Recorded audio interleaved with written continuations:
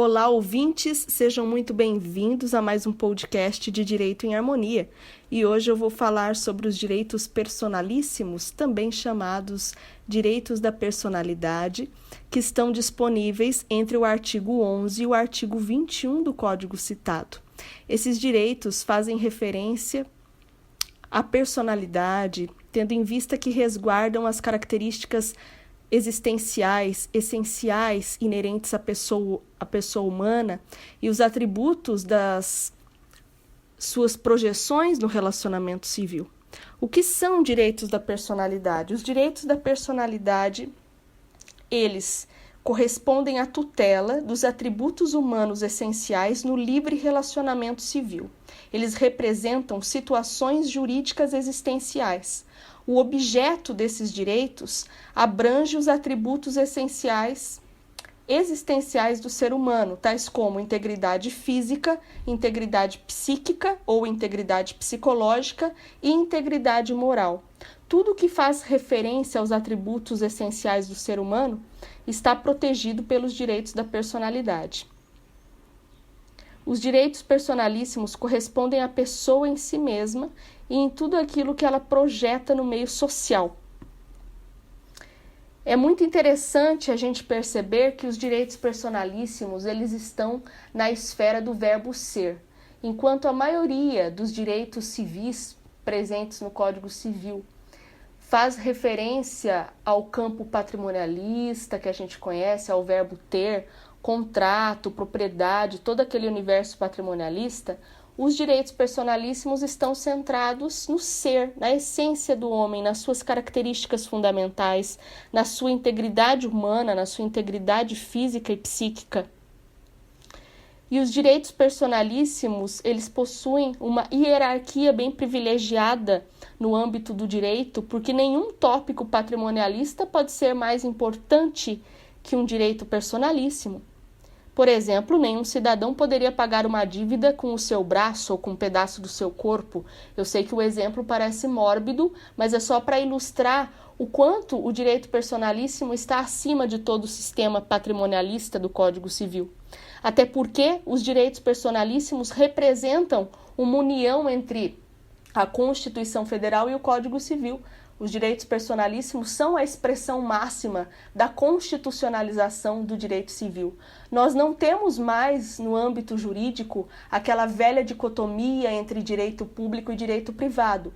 Hoje, o direito público está cada vez mais unido ao direito privado, porque nós, juristas, temos que aplicar cada vez mais no âmbito das relações civis e até mesmo no âmbito contratual e nas diversas esferas, até as mais patrimonialistas, nós temos que aplicar os princípios constitucionais, porque a Constituição está no topo da hierarquia do sistema jurídico. Nada pode ser inconstitucional. E a Constituição está totalmente centrada no princípio da dignidade da pessoa humana. E os direitos personalíssimos, eles têm uma relação estreita, uma relação bem próxima da dignidade da pessoa humana, por defender o corpo humano, por defender a honra da pessoa humana, por defender a liberdade, a integridade física, psíquica. Já vamos ver com mais detalhes tudo o que os direitos personalíssimos representam. Há um entendimento bem amplo de que, diante de um conflito de direitos, pondera-se a favor sempre do lado humano, da dignidade humana. É preferível até mesmo atingir um direito patrimonial a atingir um direito personalíssimo, um direito que está estritamente vinculado à dignidade da pessoa humana. Para ilustrar bem esse conflito entre direito patrimonial e direito personalíssimo, ou entre... Vamos pegar primeiramente um exemplo mais básico que todo mundo se lembra, que é uma expressão forte da prevalência da dignidade humana dentro do universo civil, como ela está acima dos direitos patrimoniais. O bem de família. O bem de família é impenhorável, conforme a Lei 8.009 de 1990. Essa lei foi bem taxativa, representou um avanço da constitucionalização do direito civil, nós podemos dizer, representou um avanço da prevalência da dignidade humana sobre os direitos patrimoniais. Mas, muito além desta lei, que não é nosso objeto de estudo do podcast de hoje, nosso objeto de estudo está nos direitos personalíssimos, muito além dessa lei, nós poderíamos dar vários outros exemplos e casos reais, jurisprudência, doutrina, exemplos de lei, de jurisprudência, de doutrina sobre a prevalência da dignidade humana sobre os direitos patrimonialistas, mas muito além de tudo isso, nós podemos dizer que os direitos personalíssimos são o que há de mais forte na esfera do direito civil, que está centrado na dignidade da pessoa humana. Porque ele é sustentado pela dignidade da pessoa humana, ele está centralizado em princípios constitucionais, então nós temos artigos dentro do Código Civil que representam princípios constitucionais bem claros. Isso expressa claramente a ruptura da dicotomia do direito em direito público e direito privado. O direito civil está tão unido ao direito constitucional atualmente que alguns autores até falam que nós vivenciamos um novo direito civil constitucional, tudo junto. E a dignidade humana está na raiz dos direitos personalíssimos. A dignidade não é só um valor fundamental que justifica moralmente os direitos da personalidade, mas ela é também o fundamento normativo do sistema jurídico. Ela é um princípio fundamental da República Federativa do Brasil, como aponta o inciso 3º do primeiro artigo da nossa Constituição. Os direitos da personalidade representam a constitucionalização do direito civil, o avanço da humanização do direito, o avanço da prevalência da dignidade humana sobre o universo patrimonialista. E os direitos da personalidade, eles são divididos em 3 grandes grupos: direitos físicos da personalidade, direitos psíquicos da personalidade e direitos morais da personalidade. Os direitos físicos da personalidade abrangem o direito à integridade física, o direito ao corpo, o direito às partes do corpo, o direito à imagem e o direito à voz. Os direitos psíquicos da personalidade ou direitos psicológicos da personalidade correspondem o direito à integridade psíquica ou psicológica, o direito à liberdade, o direito à intimidade e o direito ao sigilo. Um autor presente no direito civil, Roberto Lisboa Senise, diz que o direito à integridade psíquica é a principal justificativa da proteção pessoal contra práticas de tortura mental, lavagem cerebral, psicoterapia e narcoanálise sem consentimento da pessoa. O direito à liberdade está fortemente vinculado à autodeterminação do ser humano. Todo cidadão brasileiro tem plena liberdade comportamental diante da sociedade. Isto é um direito personalíssimo. Qualquer cidadão pode adotar livremente as mais variadas posturas no âmbito político, filosófico, religioso, científico e artístico. E o direito à intimidade? O direito à intimidade garante que ninguém poderá ter a sua vida íntima exposta. O direito ao sigilo diz respeito àquela informação que é secreta. O titular de uma informação secreta pode exigir a conservação do seu segredo, impedindo as pessoas que têm acesso às informações sigilosas de divulgá-las para outras pessoas. Este sigilo pode ser profissional, comercial ou pessoal. Nós também temos os direitos morais da personalidade, que são direito à identidade, direito à honra, direito ao respeito e direito às criações intelectuais. Nós podemos afirmar, então, que os direitos da personalidade abrangem o corpo humano, a identidade, a privacidade, a liberdade física, a liberdade mental e o respeito individual. Esses direitos protegem atributos como intimidade, honra e criações intelectuais. Por isso são tão importantes e por isso são a expressão máxima da dignidade da pessoa humana dentro do Código Civil. Representam um casamento entre o direito constitucional e toda a carga valorativa axiológica do direito constitucional e o direito civil. Como nós já estamos cientes de todos os atributos protegidos pelos direitos personalíssimos, corpo humano, identidade, honra, privacidade, agora nós poderemos entender melhor as suas características. Vamos lá. Características dos direitos da personalidade. Falarei sobre as 9 características principais que todo estudante de direito deve saber sobre os direitos personalíssimos. Vamos agora falar sobre as 9 características dos direitos da personalidade. Característica número 1. Originariedade. Decorre do fato de que os direitos da personalidade são intrínsecos à pessoa humana. Sendo assim, nós podemos afirmar que a origem dos direitos personalíssimos está vinculada à própria origem da vida humana. Por isso, originariedade. Onde os direitos personalíssimos têm a sua origem? São originários do quê? Da própria vida humana. Se eles estão vinculados aos atributos existenciais das pessoas no livre relacionamento civil, a origem deles é a origem da própria vida das pessoas. Está vinculado, o direito personalíssimo está vinculado à essência, aos atributos existenciais, às projeções que cada pessoa executa em suas relações sociais, as suas características. Se o objeto dos direitos personalíssimos abrange o corpo humano, a honra, a dignidade, então a origem desses direitos está na origem do próprio corpo humano, na origem da vida, que a dignidade nasce conosco. Os direitos personalíssimos nascem conosco. Inclusive, há discussões jurídicas que não vêm ao caso para esse podcast sobre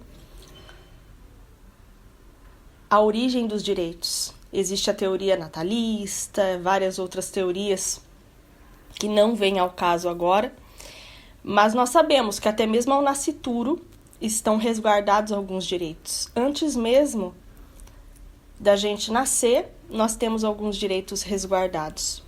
A originariedade, ela é uma característica fundamental dos direitos personalíssimos. Extrapatrimonialidade. Número 2. Extrapatrimonialidade. É a consequência da falta de atribuição de valor econômico aos direitos personalíssimos. Os direitos personalíssimos, eles não têm preço, eles não têm cunho patrimonial, não têm cunho econômico. É lógico que a violação desses direitos pode acarretar até mesmo uma indenização por danos morais ao titular.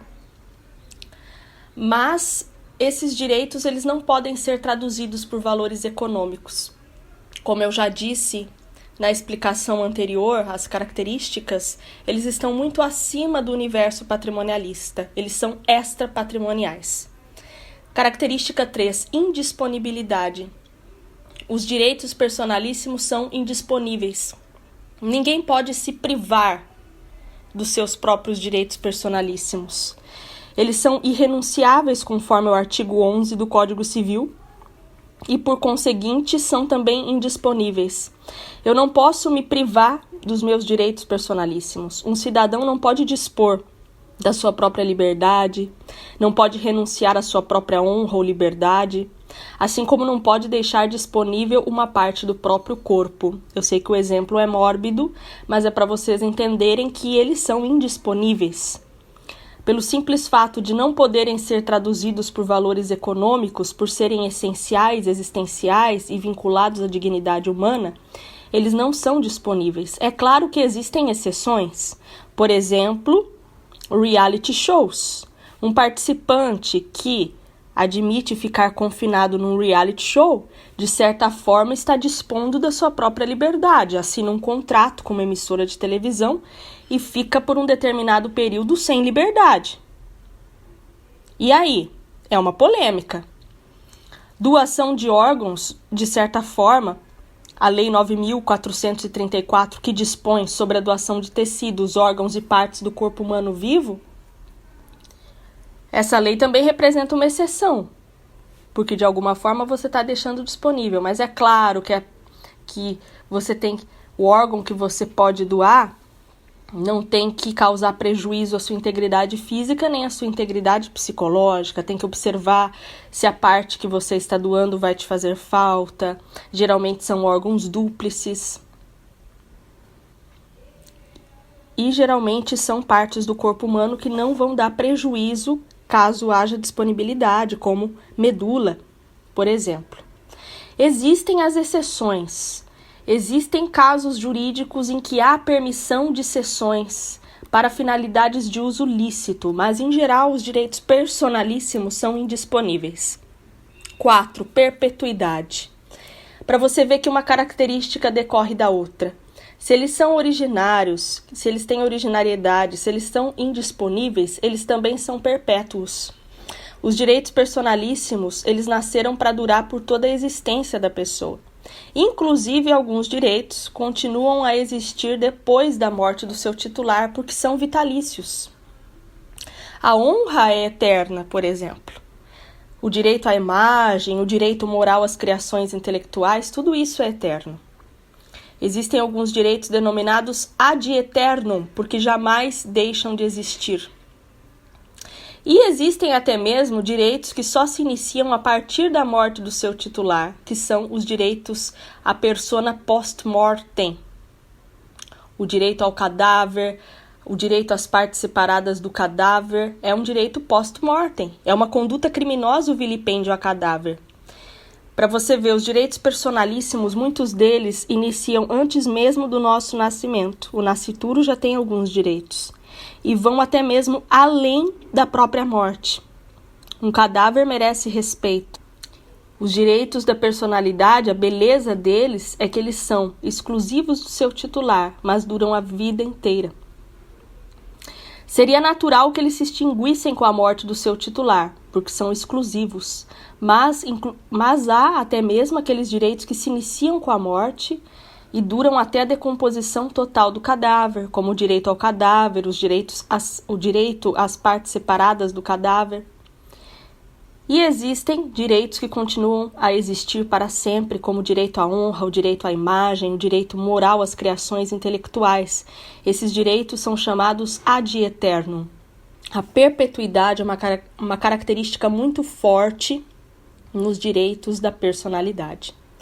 Outra característica forte deles é a oponibilidade erga omnes. Número 5, característica oponibilidade erga omnes. O que quer dizer essa expressão tão usual no direito? Quer dizer oponibilidade contra todos. Os direitos personalíssimos são direitos subjetivos absolutos, a serem assegurados pelo Estado e respeitados pelas demais pessoas. Como é um direito subjetivo absoluto, a pessoa titular desse direito é livre para exercê-lo e todos os outros devem respeitar o exercício desse direito. Sendo assim, é dever de todo cidadão abster-se de violar o direito personalíssimo do outro. Por isso, oponibilidade erga omnes. Ninguém pode violar minha integridade física, ninguém pode violar minha honra, ninguém pode prejudicar minha liberdade psicológica, ninguém pode manchar minha imagem, nenhum outro cidadão. Por isso, oponibilidade erga omnes, ninguém, nem o Estado e nem os meus pares, nem os outros cidadãos. É um direito tanto vertical, ou seja, o Estado deve me respeitar minha honra, respeitar minha dignidade. De cima para baixo, do Estado para mim, deve haver um respeito. E é um direito aplicado horizontalmente, ou seja, os meus pares, os cidadãos iguais a mim que estão ao meu redor, também devem me respeitar. Por isso, oponibilidade erga omnes, existe uma eficácia vertical e uma eficácia horizontal desses direitos personalíssimos. Caso ocorra qualquer violação ao direito personalíssimo, o titular do direito da personalidade pode acionar, sim, o judiciário. Característica número 6, intransmissibilidade. É proibido transferir qualquer direito personalíssimo de uma pessoa para outra. E é mais proibido ainda a transferência de cunho econômico. Imagine só, ninguém poderia vender a própria liberdade, ninguém poderia vender uma parte do corpo ou um órgão. Esta proibição está explícita no artigo 11 do Código Civil Brasileiro. A transferência de direitos personalíssimos somente será possível quando há uma situação especial e isenta de qualquer prejuízo à saúde ou à vida do seu titular, como ocorre, por exemplo, com o transplante de órgãos lícito. Esta transferência lícita, porém, não poderá ter caráter econômico. Excepcionalmente, uma curiosidade, há a autorização do uso livre das partes destacáveis e regeneráveis do corpo humano, como unhas e cabelos, até mesmo para a percepção de dinheiro. É lícito vender cabelo? É lícito. Se eu quiser, eu posso doar o meu cabelo. Existem pessoas que cortam todo o cabelo e doam para crianças com câncer, que vão no salão de beleza, fazem um ato de generosidade, doam o cabelo. E existem pessoas que vendem o seu cabelo para salões de beleza fazerem perucas. Existem pessoas que vendem as unhas. Existem? Isso é lícito? É legal? Isso pode, porque é uma parte destacável, regenerável do corpo humano e que não causa qualquer prejuízo à vida, nem à saúde física e psicológica do titular. Então, cabelo e unha estão liberados. 7. Incomunicabilidade. Os direitos da personalidade, eles não podem integrar qualquer forma de comunhão ou condomínio. Eu não posso dividi-los com ninguém. Os direitos da personalidade são únicos. Cada pessoa tem os seus próprios direitos personalíssimos e esses direitos, eles não podem se comunicar com mais ninguém. Eu não posso dizer assim, existe uma só honra que pertence a Maria e ao João. A Maria e o João dividem a mesma honra. Não existe isso. A Maria tem a própria honra e o João tem a honra dele. Existem casais apaixonados que até falam assim, nós somos um. Eu sou a sua metade da laranja, nós dois somos um, né? Existe aquele papo romântico de duas pessoas que são uma. Para o direito, não. Para o direito, cada pessoa é única, cada pessoa é vista numa perspectiva individual e os direitos personalíssimos, eles integram a individualidade de cada um. Para o direito, não existe essa de duas pessoas que são uma só. Não, cada pessoa é única e não pode haver um condomínio de direito da personalidade, isso seria um absurdo. Característica número 8, impenhorabilidade. É proibida a submissão dos direitos personalíssimos à discricionariedade judicial para os fins de pagamento de dívida. Um cidadão não poderá pagar a sua dívida com parte do seu corpo, nem com a sua honra, por exemplo. Eu não posso acionar o judiciário e penhorar um direito personalíssimo do outro. Vou penhorar sua liberdade. Você vai pagar essa dívida sendo meu escravo. Não existe isso. Ou, você não tem dinheiro para me pagar, você vai pagar essa dívida com um órgão seu. Não existe isso. Isso seria um absurdo. Mas mesmo assim é bom a gente recordar, a gente estudar qual é a ilicitude desse absurdo. É porque os direitos personalíssimos são impenhoráveis. Parece uma coisa óbvia, mas é sempre bom a gente recordar. Item 9, imprescritibilidade. Imprescritibilidade tem muito a ver com a perpetuidade. Eles não têm um caráter, os direitos personalíssimos, de durar para sempre? Pois então, imprescritibilidade, a defesa dos direitos personalíssimos, também pode ocorrer a qualquer tempo. Porque como são direitos imprescritíveis, perpétuos, pode ocorrer a qualquer tempo. E eu posso acionar o judiciário a qualquer tempo. Cuidado, existem suas exceções. Alguns direitos possuem o seu momento oportuno para serem reclamados judicialmente. Uma eventual indenização por danos morais não pode ser obtida judicialmente a qualquer hora, se o titular não oferecer a pretensão judicial no momento oportuno. Muito cuidado nessa hora. Estas foram as 9 características dos direitos da personalidade expostas no podcast Direito em Harmonia, o podcast da advogada e especialista em direito constitucional, Tatiana Casarino. Um grande abraço para você e até a próxima. Nos vemos no próximo encontro de Direito em Harmonia. Até mais.